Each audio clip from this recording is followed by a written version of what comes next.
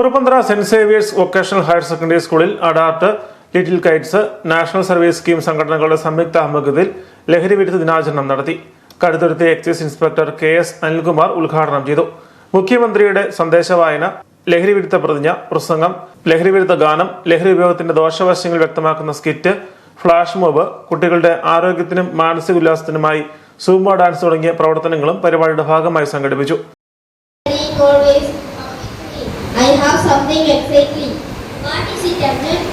Come behind the school. Let's try this. It will make feel greater. What are you talking about drugs? That's dangerous.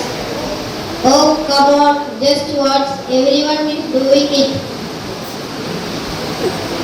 Scene 2. Rohan goes to teacher for advice.